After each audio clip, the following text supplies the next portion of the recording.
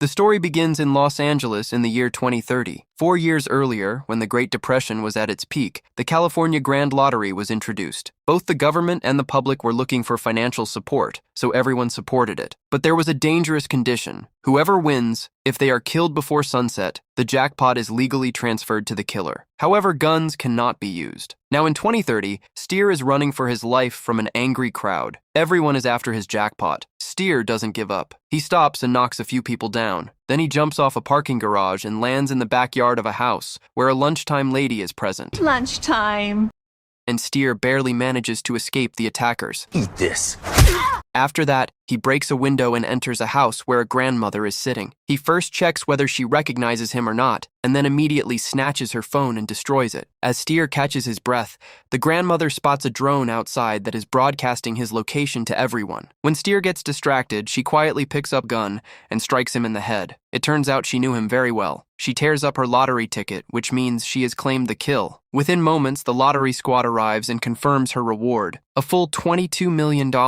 She appears on TV as a new lottery millionaire. A little later, Katie is sitting on a bus. Her eyes fall on a small Oscar chain, which is very special to her. She overhears a man yelling at his daughter because she ruined an ad audition. He uses harsh words, and the girl silently endures it. Katie can't tolerate it. She goes up to the man, pretends to be a police officer, and threatens him that if he doesn't change his behavior, she will call child services. Her words work. The man immediately softens and changes his tone. An old woman sitting nearby says that Katie looks too young to be a police officer. The girl then reveals that she is actually an actress. They have a heartfelt conversation, and Katie explains that she has come to LA to restart her acting career. Before we continue, I'd like to request you to subscribe to the channel. It would mean a lot to me. The old woman gives her blessings, but as soon as she looks down, she realizes her watch is missing. She understands that the same old woman has stolen it. Worried, she notices a billboard advertising Lewis's protection agency, which provides security for lottery winners. But what shocks her the most is that she had no idea about the California Deadly Lottery. She observes that people on the streets look extremely tense and aggressive. She asks, "What's going on? Is there an emergency?" She gets the reply, "Tomorrow is lottery day." Meanwhile, the media is constantly promoting the lottery. Only 18 hours are left, tickets have been sold in record numbers, and the jackpot stands at $3.6 billion.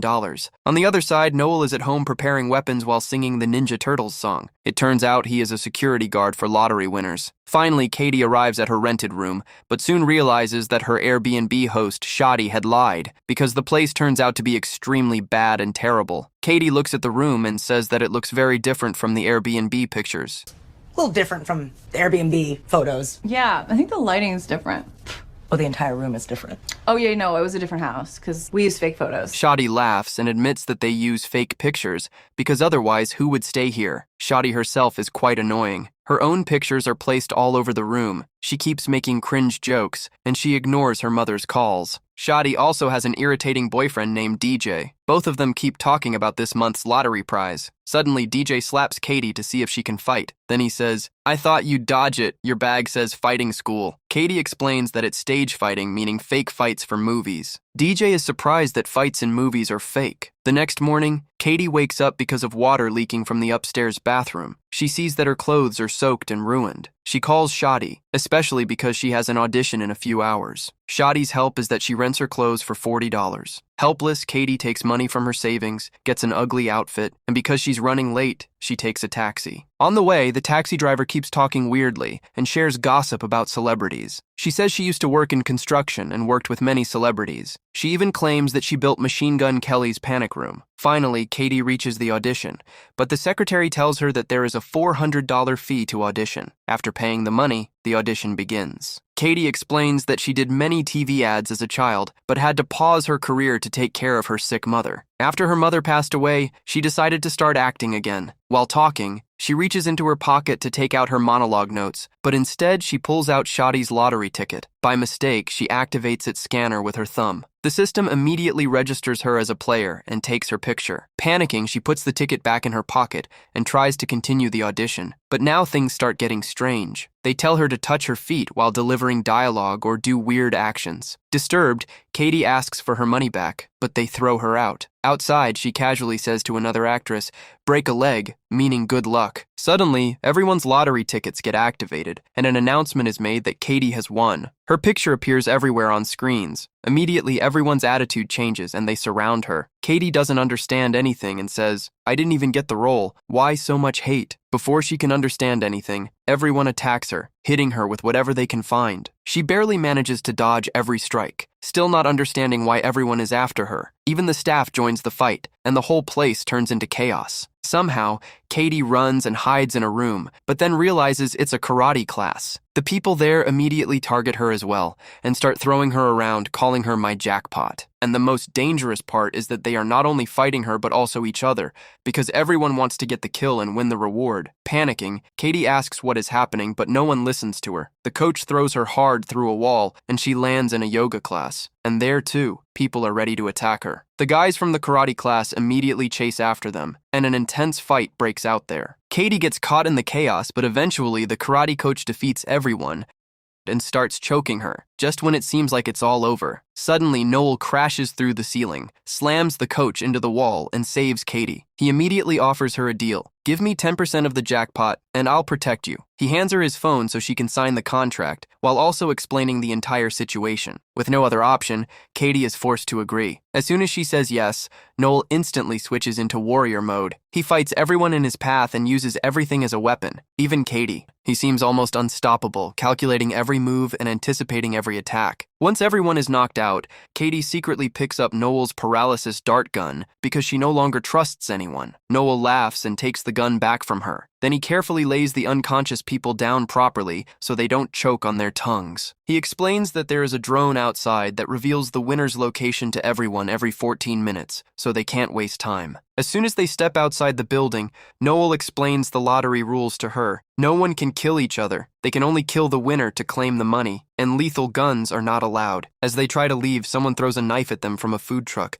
Noel reacts instantly, saves Katie, and the two jump into his car and escape. Katie is still confused and says, "All I know is that you're some kind of kung fu bodybuilder who cares about people's tongues." Meanwhile, people across the city start receiving alerts about her location, and the hunt begins again. Even an ice cream truck driver abandons the kids and goes after her. The same old woman from the bus is now also ready with weapons. Noel fully explains that she just has to stay alive until sunset. Until then, anyone with a losing ticket can kill her and take the prize. Soon, a gang starts chasing them on motorbikes and ATVs. Noel quickly pulls out helmets for both of them and speeds away. The gang throws Molotov cocktails at them, and one hits a car, setting it on fire. But Noel doesn't stop. He drives straight into an old warehouse where the wind helps put out the fire. Inside, he skillfully drives around, dodging attackers coming from all sides. Panicking, Katie asks how she can get out of the lottery. Noel answers directly, only by leaving the city. He also says that usually no one wants to leave, because everyone is tempted by the money. Eventually, they stop at a quiet place to catch their breath. Katie clearly says that she wants out of this game. Noel first tries to convince her otherwise, since he also wants his share of the money. But in the end, he agrees that the client's decision is final. He sighs slightly and agrees to get her out of the city. At that moment, the bikers catch up to them again, and the chase resumes. Noel does everything he can to protect Katie,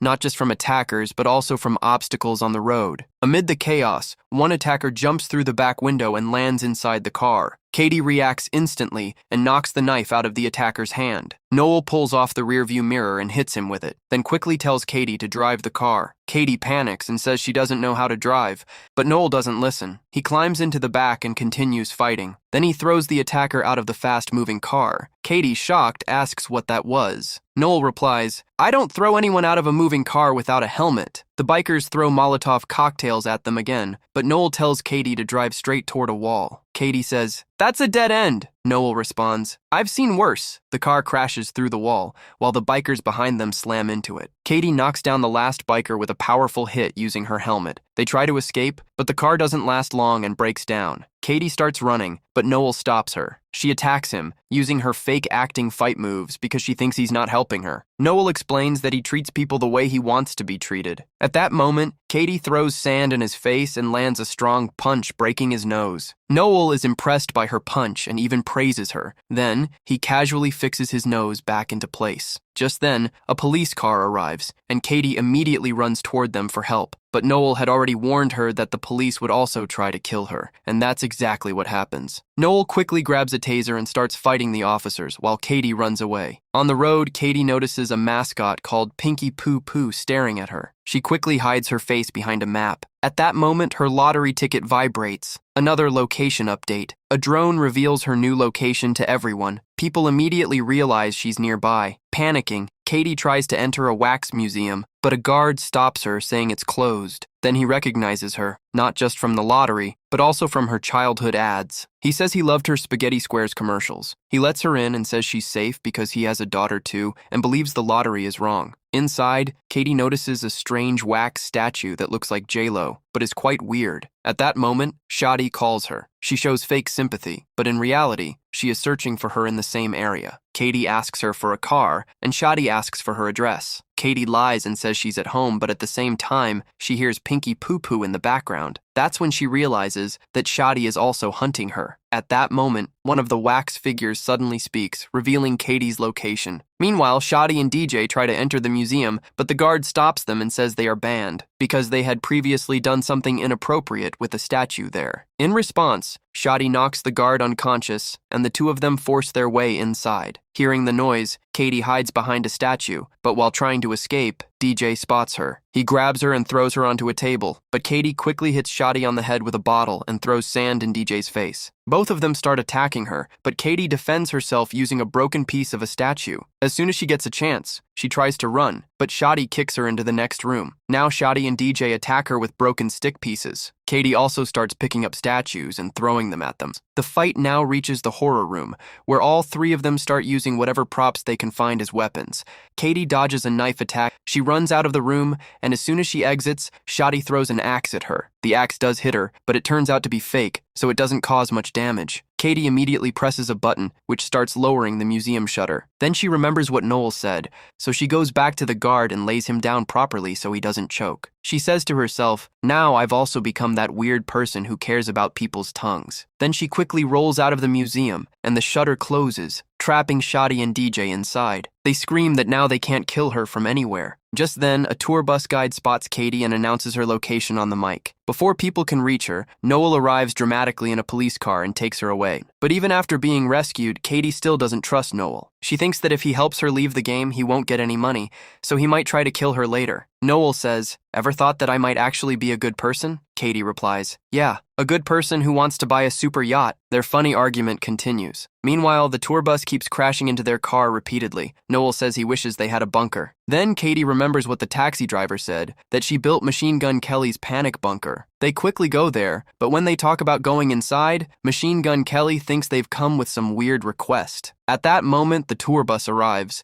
so Katie grabs Noel's dart gun and forces him to open the panic room. They both rush inside. Noel says that Machine Gun Kelly knows the code and could tell the fans. Katie tranquilizes him and leaves him outside. At the same time, an attacker manages to get a hand inside the door. Noel goes to grab the dart gun, but Katie misunderstands and thinks he's about to kill her. Panicking, she snatches the gun, shoots the attacker, shuts the door, and points the gun at Noel. She accuses him of trying to kill her. This hurts Noel, but he doesn't argue. Instead, he tries to lighten the mood with a joke. Katie is surprised that his sense of humor is similar to hers. Noel assures her that they are safe here. She still keeps the gun pointed at him, so Noel sits near her and tries to prove that he's harmless. At that moment, Katie's Oscar keychain falls out of her pocket. Noel says it looks cool, and Katie starts opening up. She explains that she started acting for her mother, who loved movies. Her mother gave her that keychain so she would always remember that she would be proud of her. Katie also reveals that she earned a lot of money as a child, but her father ran away with it all. Now she's afraid that Noel might also kill her for the money. Noel, a bit emotional, says he doesn't deserve that kind of negativity, and that his therapist says the same thing. Katie starts to feel a little sympathy for him and hands the gun back. To lighten the mood, Noel gives a Ninja Turtles example. There were 4 little turtles thrown into the sewer, filled with radioactive stuff, and still they trusted people, saved the city, and ate pizza. He says he also needs to find his inner turtle power. Katie asks Noel why he is helping her leave the game. Noel replies that his first priority is saving people's lives, and the second is earning enough money to continue doing this work. Meanwhile, outside, people are still trying to break the panic room door, but it remains firmly shut. On the other side, Shotty slaps Machine Gun Kelly to wake him up, but when he doesn't respond, she drags him to the pool and throws him into the water. When he regains consciousness, Shotty immediately demands the panic room code from him. Inside, Katie and Noel are watching all of this. Noel gets angry and is forced to make a risky decision. He orders a phone strike and quickly places Katie's phone inside a safe. Just as Shotty enters the code and the door begins to open, suddenly all the people outside start receiving alerts on their phones, as if it's an emergency notification. But it's actually a trap. One by one, the phones start exploding, burning people and spreading chaos everywhere. Taking advantage of the moment, Katie and Noel escape from there. While leaving, Noel briefly stops to put out the fire on an injured person, then continues running. Outside, some guards are waiting with bulletproof vehicles and rubber bullet guns. They only want to take Katie, but she insists that Noel comes along too. On the way, Katie asks if Noel works with them. He says he used to, but now he's a freelancer. After some time, they reach the headquarters, where Katie meets Lewis, the boss of the security company. Katie is not very impressed, especially because he keeps making fun of Noel and ignores his help. He says that most people don't even survive 15 minutes, but Katie survived for hours on her own. Katie immediately responds that she wasn't alone. Noel was with her. Katie wants to leave the city, but Lewis gives her a new phone and tries to convince her to stay in the game, saying that she is now in the safest place in the country, and only 4 hours are left. He gives them a tour of the headquarters, where a wall displays the names of the winners they have saved. Some names are listed as anonymous, because some people choose to take the risk themselves instead of using the agency, so they can keep the full amount. Lewis explains that their services take a 30% commission. Katie immediately asks how much Noel will get. When she finds out he will get nothing, she sets a condition in the deal that Noel should also get a share from that 30%. Noel is slightly surprised and pleased by this. Katie also makes fun of Lewis's fancy clothes, saying he looks more ready for a singing contest than a fight. To show his toughness, Lewis also shows them his special slim grenades. At that moment, they see on the security cameras that people are gathering outside. Lewis decides it would be better to move Katie to a secret underground location using decoy vehicles, and also change her appearance so no one can recognize her. When they are alone, Noel thanks Lewis and hopes that things between them are now settled. Lewis says he has no old grudges, but suggests that Noel should try to look a bit more presentable. Later, both of them receive medical treatment. While resting, Katie asks Noel where he spends his earnings. Noel openly tells her that he used to be a mercenary with Lewis, and their team carried out missions against dangerous people around the world. One day, Noel realizes that not all the people he has been killing are actually bad. At that very moment, during a mission, he decides to quit everything. He tries to convince Lewis to leave this work as well, but Lewis refuses. Without Noel, the mission fails, and their entire team is wiped out. Only Lewis survives. Now, the money Noel earns is spent helping the families of his past victims and his fallen teammates. In response, Katie also shares her story. She says her father was her manager and had been making her work constantly since childhood. When she turned 18, she told him that she wanted to manage her own money. Her father said, "Don't worry, I'll take care of it, trust me." But the very next morning, he disappeared with all the money. After that, Katie took care of her sick mother, who passed away a month ago. Now Katie only had $600 and a bus ticket to LA left. She says that when her own father abandoned her for money, how could she trust anyone else? But despite that, she starts trusting Noel. At that moment, an employee brings in a prosthetics machine. Katie puts her face into it, and a mask is applied that makes her look like an old man. Noel becomes suspicious that taking Katie out of this place might be dangerous, because this location is quite secure. He calculates that running such a large facility on a 30% commission would be difficult, especially if there have been fewer clients recently. He starts to feel that something is wrong. When Katie finishes her disguise, Noel suddenly realizes the truth. Lewis is not actually saving the winners. He is secretly killing them. That's why many winners this year remained anonymous, because they were dead. Noel says they have walked into a trap.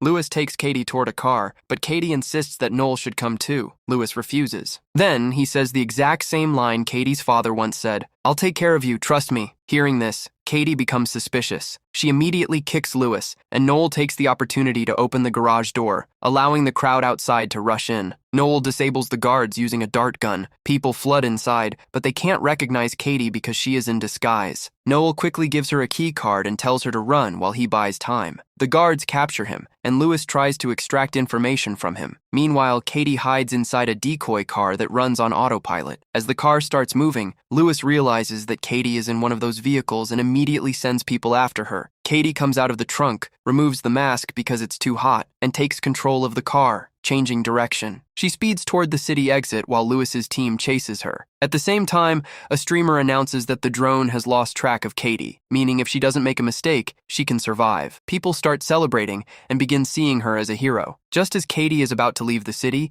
she receives a call from Lewis. He threatens that if she doesn't come back, he will kill Noel. Noel tells her not to worry about him and to leave the city, but Lewis is injuring him and threatening to finish him off. For Katie, the decision becomes difficult, and in the end, she turns the car around and comes back. Lewis sends her a location. He takes Noel to an old theater and reveals his mindset. According to him, in this world, only money matters, and Katie is not a human, but just a walking ATM. Lewis then reveals another big secret. He says that during a mission, it wasn't Noel, it was actually Lewis himself who killed an entire family for their gold. Even more horrifying, Lewis later killed his own entire team, so he wouldn't have to share the loot with anyone. Noel is shocked to hear this. He realizes that all these years the guilt he carried wasn't even his fault. At that moment, only 15 minutes remain, and Lewis's men are moving toward the theater. Katie grabs a bolt gun from the car and runs inside. She reaches the stage and immediately threatens Lewis and Noel, saying that, if necessary, she will do anything to make sure no one gets the money. Lewis laughs, but Katie tells him that he is about to kill her anyway, so now the only question is whether he becomes rich from it or not. Then she reveals that she is live streaming everything. Lewis is shocked and calls her crazy. Katie speaks with anger and pain about her life. No friends, no family, and Noel is the only one who truly cares about her. She's about to pull the trigger, but at that moment, Lewis throws the handcuff keys to Noel and offers him a deal. Katie pretends she is going to hand over the gun, but suddenly kicks Lewis hard, knocking him off the stage. She makes it clear that she was acting the whole time. Now, because the live stream is on, everyone learns her location and rushes into the theater. Chaos spreads everywhere. Katie fights using whatever she can find. Lewis tries to grab her, while Noel uses a chair as a shield, fighting people and jokingly shouting turtle power. Eventually, the chair breaks, and Noel frees himself and joins the fight fully. Katie bites Lewis to free herself and throws the keys to Noel. Noel unlocks himself and jumps back into the fight. At that moment, Shadi arrives with a katana, but Katie quickly disarms her and knocks her out with a headbutt. Time is running out, only 4 minutes left. A brutal fight continues between Noel and Lewis. Katie climbs up the stage decorations trying to hide. Lewis grabs an axe, Noel defends himself using different objects, and eventually Noel defeats Lewis. Meanwhile, the old woman also climbs up, but Katie pushes her down. Noel starts breaking parts of the stage set so people can't climb up. Lewis's men return and help him get back up. Finally, Lewis reaches Katie, and the final fight begins. Katie slips and hangs from the edge. At that moment, she reveals that she had already pulled the pin from Lewis's grenade using her keychain. The grenade explodes, killing Lewis. Katie also begins to fall, but just in time, the crowd below forms a large flag and catches her. Now they truly become her fans. The timer hits 0. Katie hugs Noel and promises to give him 50% of the money. Later, lottery officials arrive and hand her the check. Katie announces that she will no longer pursue acting. 6 months later, Katie and Noel are running charity projects together and a free protection agency. And that's where the story ends.